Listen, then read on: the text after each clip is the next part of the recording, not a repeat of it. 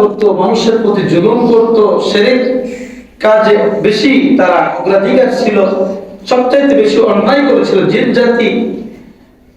আবার আপনি কেমন একটা জাতি তৈরি করবেন যেই জাতি জেনা করবে, ব্যভিচার করবে, অন্যায় করবে, অশ্লীল কাজে লিপ্ত হবে।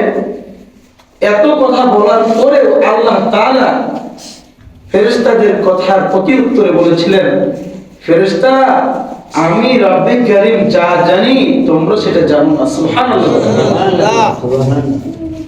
আমি রব, আমি তোমাদেরকেও সৃষ্টি করেছি, আমি तमाम কায়নাতকে সৃষ্টি করেছি, অতএব আমি ভালো জানি আমি কাকে সৃষ্টি করব আর কাকে সৃষ্টি করব না, কে আমার কতটুকু অনুগত্যশীল হবে আর কে কতটুকু অনুগত্যশীল হবে না, এটা তো আমার জানা আছে। সম্মানিত হাজিরিন, আল্লাহ পাক রব্বুল আলামিন সব কিছুই জানেন। বনি আদম গুনাহ করবে এই তবিয়ত কে দিয়েছেন? আল্লাহই দিয়েছেন। কিন্তু হ্যাঁ, গুনাহের তবিয়ত যেমন দিয়েছেন, গুনাহ থেকে ফিরে আসার কওয়াত শক্তি আল্লাহ তাআলা একজন বান্দার ভিতরে দিয়েছেন। সুবহানাল্লাহ। যখন গুনাহ আমার সামনে আসবে তখন আমাকে আপনাকে রুজু হতে হবে, প্রত্যাবর্তন করতে হবে আল্লাহর পাকের দরবারে। যখন আপনি গুনাহকে পরিত্যাগ করতে পারবেন তখন অটোমেটিক আপনার কলবের ভিতর, হৃদয়ের ভিতরে আল্লাহ তাআলা ঈমানি মজা বৃদ্ধি করে দিবেন। সুবহানাল্লাহ।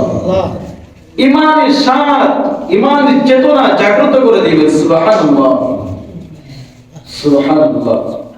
আল্লাহ পাক রব্বুল আলামিন সবকিছুই জানেন।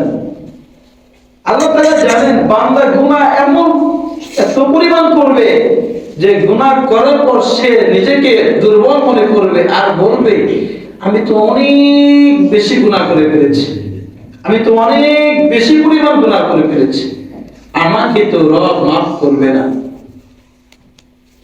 নবী আলাইহিস সালামের জামানায় একজন সাহাবী কাফন চোর ছিল। সে ওই সময় সাহাবী ছিল না, কাফন চোর ছিল। কে ছিল? কাফন চোর ছিল।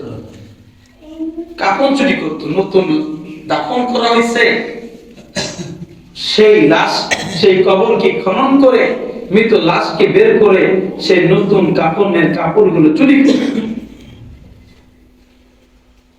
যখন একবার ওই অনেক ব্যক্তি কাফনের কাপড় চুরি করার জন্য কবরস্থানে গেলেন, কবরস্থানে যাওয়ার পর কবরকে খনন করলেন,